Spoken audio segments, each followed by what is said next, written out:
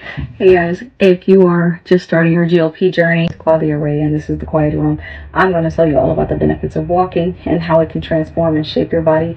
Only I'm not doing it when I'm already where I want to be. I'm doing it to show you guys from the beginning to end. So if that sounds interesting to you, stay tuned.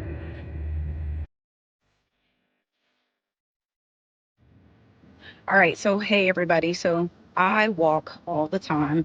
I got into a really good groove in February because we had a self-love challenge, and so we walked, and I found that my sweet spot was like 8 miles, which I would not have figured that, which was like 22,000 steps to like 25,000 steps.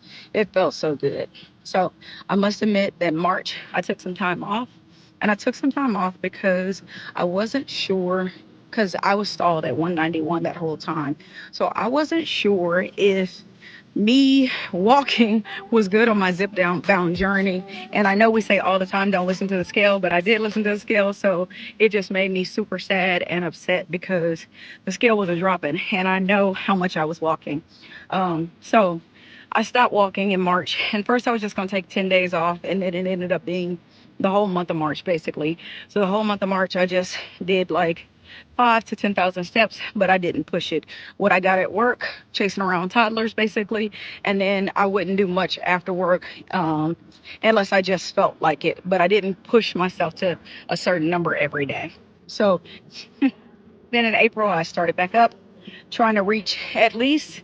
First, I put it to 10,000, and then one day I missed full transparency, so I put it to 9,500, and then I just left it there.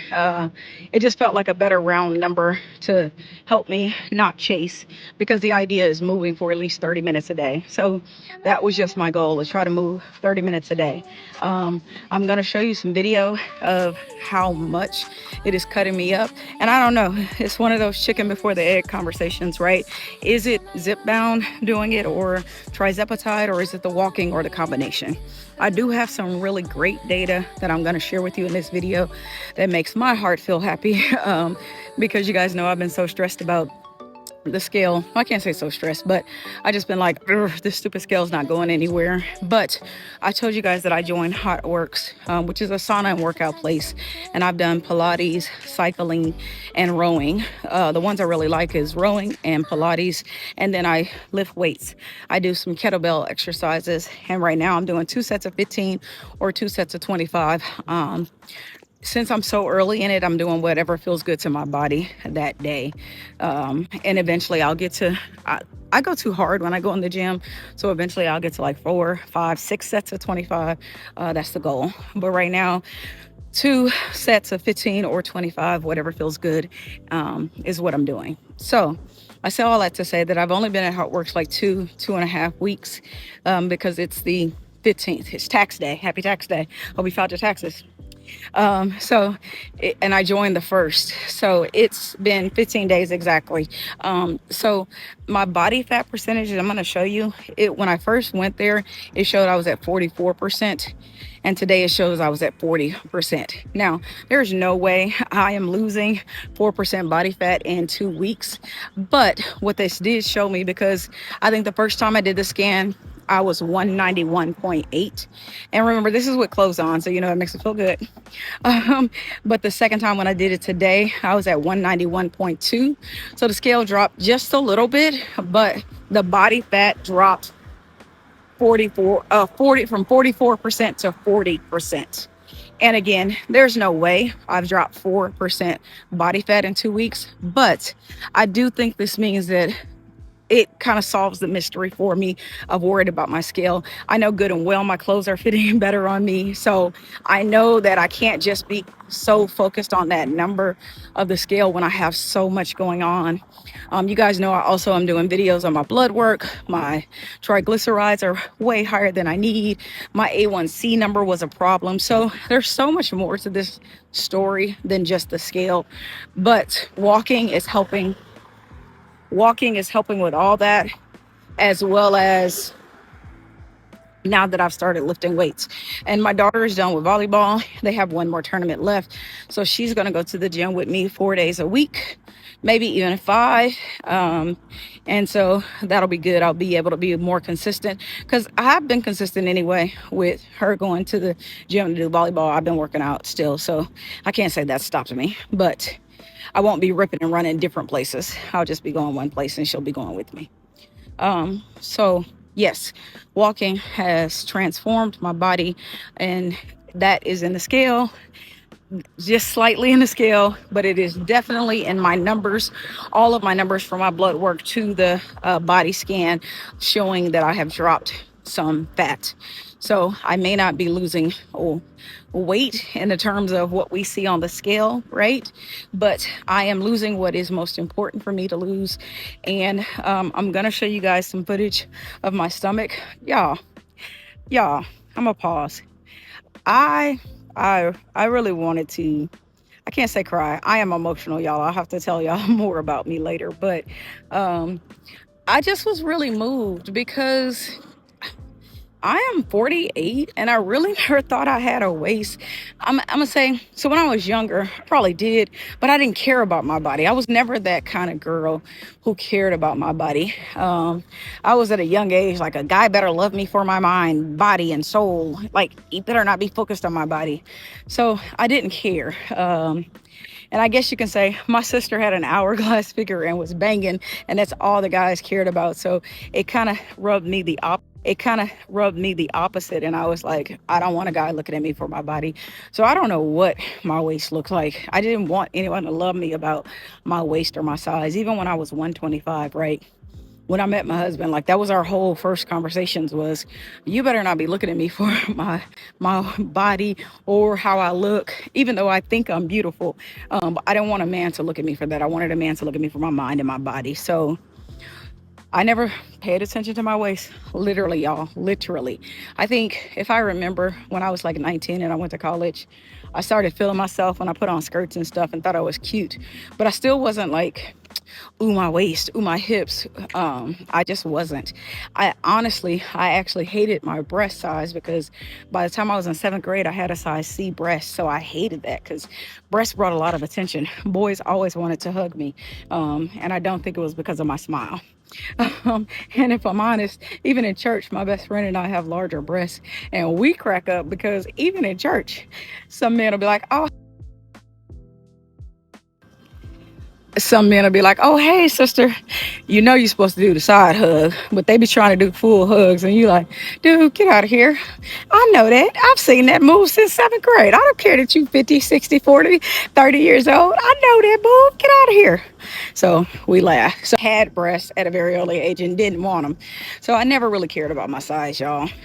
But as I'm going down now, looking at my waist, y'all, it looks so good. And maybe I will have to measure eventually. I'm still not gonna measure yet, y'all, but it just looks good. And I guess finding it, that sounds so weird, but finding my waist the size of my actual body, it felt amazing and really good. So I'm gonna show y'all some footage that I took when I realized it and looking at it. And I'm holding the fat because there's still a lot of visceral fat on me, but I can't imagine the fat being gone. It's been a really long time. So walking. Y'all, it does not take much for us to get out here and walk. You see, I'm not doing no amazing pace. I think I was walking, like, before when I used to try to exercise, I think I could get a mile down in like 10 to 12 minutes walking fast, or 14. But now, y'all, I'm at like 17 and 19. And 17 and 19 was when I was in my best mode. That February, when I was at the 25,000 steps, I was walking a 17-minute mile. Y'all, that's not fast. So I'm not out here breaking a whole lot of sweat. I just did in Pilates, but I'm not out here breaking a whole lot of sweat. The benefits of working out and walking is so many. And so now I'm gonna go through the benefits of working out and walking and how that helps you with your triglycerides, your A1C, how it helps you on Zepbound, and most importantly, ladies or gentlemen, whoever's watching this, how it helps you stop focusing on the scale, because I'm trying to help y'all along this journey, give y'all real data, real numbers, sharing my actual personal story, my actual personal numbers to show you how I'm feeling in the moment, and that the things that are changing may not be on that scale, but the things that are most important are changing. And I think with that comes some kind of freedom, right? Because I can't say I got into this because I was so focused on weight, but eventually the focus on weight is what it becomes. The clothes and the size that you wear is what it becomes. You don't even think about the health of it. If I'm right, like, maybe I won't speak for y'all, I'll speak for myself, but you don't even think about all the other numbers. You think about that one number, the scale, or your clothes size, right? I remember at one point my shirt size, I got to a 3X. And I hated it. I hated it. I hated it. I hated it. I hated it. I actually remember when I went to medical school, or did the interviews for medical school, I had to buy nice suits for your interviews. And my suit was a 3X. And now, I've told you guys, I've always had super broad shoulders and these big old giant breasts. So some of that is that. But the 3X really bothered me and I hated it. I didn't like buying clothes, and I used to say that. So it's kind of funny. When I was younger, I didn't like buying clothes because I didn't want to be judged like my sister. And then when I got bigger and older, I didn't like buying clothes because I just didn't like the number. But I never wanted to say to myself, like, I don't like what I see, because I do love myself. But that number was just so big to me that, I don't know, had I not been focused on that number and focused on all the other things, it would have taken care of itself. So walking, it doesn't hurt, guys. You can move your body. Most of us can. If you can't, start with what you can do, right? Sit in a chair, move your legs, move your arms. But walking and moving your numbers, I don't care how slow, right? It moves, it matters. Like, I know I didn't drop 4% body fat, y'all. I know I didn't do that. But I know I'm moving down. You know what I mean? I am going to get a DEXA scan. They're only $40 in the Dallas area. I just got to figure out where I'm going to go. But I am going to get a DEXA scan sooner rather than later so that I can see a trajectory change. And that'll be another part of my data that I use as I'm going along this journey. But yeah, I just want to tell y'all that get out here, walk with me. Been walking since February, and even when I took off the high intense 25,000 steps, I'm still walking. And today I did Pilates and I did my kettlebell workout, and I'm still trying to get my 10,000 steps in. So ladies, gentlemen, just walk. GLP or no GLP, just walk. All right, next I'm going to show you guys my scans, so I will chat with you guys later. Okay, one of the reasons is it increases your insulin sensitivity, which helps you process the sugars in your body better, which can help you not store fat and get rid of them better. So that's reason number one. Reason number two, it helps break stalls because it can decrease water weight. It helps your body know that hormonally you're moving from one phase to another, and it just helps your body let go. It lowers your cortisol, which is your stress hormone, which helps you store fat. So by lowering that, it's telling your body to go ahead and release. Don't count on my story because it doesn't look like that in my story, but we're seeing other things happening and moving. So that's the second thing about how it can help you on your GLP walking, because it breaks the stalls. Walking makes you feel good. It releases the hormones like serotonin, which makes you feel good. So it decreases your hunger signals. So it also helps the GLP. You know that the GLP, I am taking Tirzepatide, has GLP-1 and GIP in it, which helps reduce hunger signals. So walking helps you reduce the hunger signals because it sends serotonin to your body, which makes you feel good, and dopamine, which makes you feel good. And then that decreases your need for food. So that's the third benefit. Also, on the second benefit, the other way it helps break stalls is because anytime you're exercising, it's making your metabolism burn longer. Also lifting weights, but it's helping your metabolism burn longer. So that also helps you break the stall. Number 4, it helps with your lymphatic drainage, which reduces swelling and inflammation. It improves your circulation and clears out your system. So those are the other benefits of walking, which are really good for you, whether you're on a GLP or trying to lose weight or not.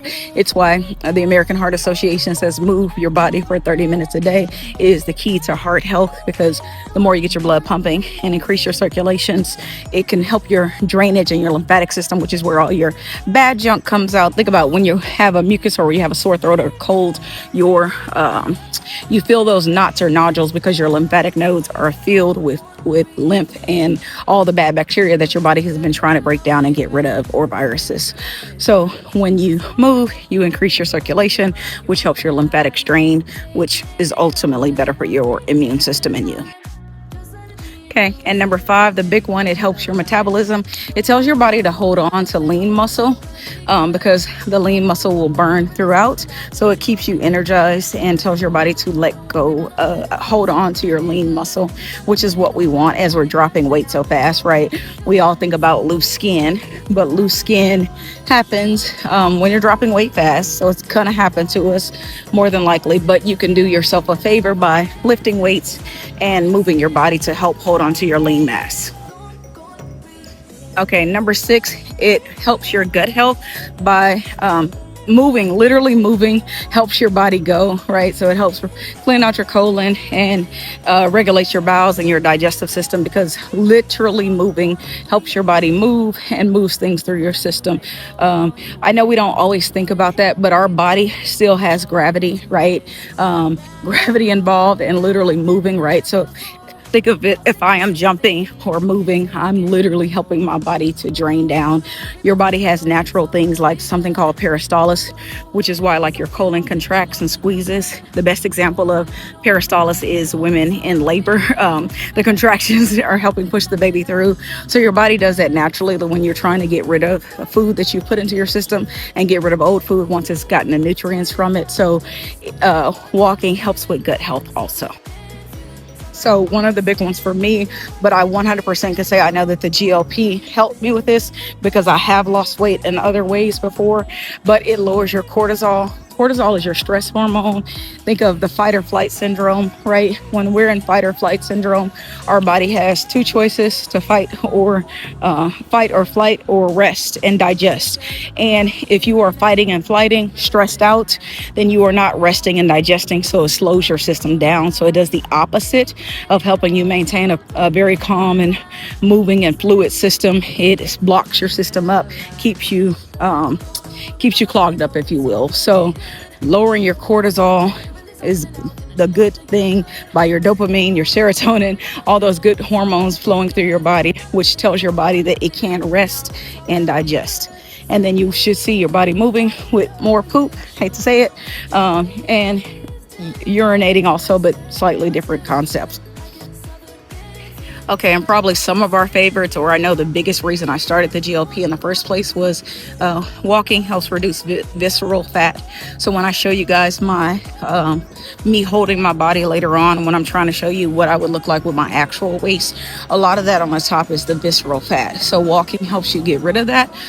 It's not spot reduction. I mean, I'm not going to tell you can spot reduce anything, but walking helps you get rid of that layer of fat on the outside. And that's what we've been seeing my body shed over this 8-week stall, is that I am literally breaking down fat and building it into muscle. And last 2, number 9 is it just helps your body know where and what to do with it. It's like giving your body a good training signal. Walking is almost like, think of it like a training wheel, right? You learned how to ride a bike, but before you could have started with a training wheels or a tricycle, because you needed something to help you before you were able to ride on the 2 wheels or brave enough, whatever it was. So for me, that's how I think of the GLP. And walking, it's like my tricycle as I am educating my body and training my body what I want it to do. I have to give it time to stabilize and regulate and normalize. And so walking does that for you. It helps tell your body how it's going to regulate and keeps your body feeling safe, if you will, while you're regulating, or re-regulating your composition. Like my body is literally changing right now so drastically. And so the walking allows my nervous system to be calm, and it's helping tell my body, this is not me running or fight or flight. This is her being calm. This is our new normal. We can adjust. We can let go. We can release. We don't need this. We do need this. So it's kind of my body's mental check, if you will. Okay, and then last but not least, number 10 is, I think walking is a lot easier than burnout from other things, right? Especially like, that's why I told you I really wanted to stop pushing myself so hard, not because I was tired, but because I do that to myself and I get burnt out. But we all can walk for 30 minutes. And like I said, I'm not disrespectful to those who actually may not be able to. And so your journey may look different where you are starting from, but prayerfully you can move your body.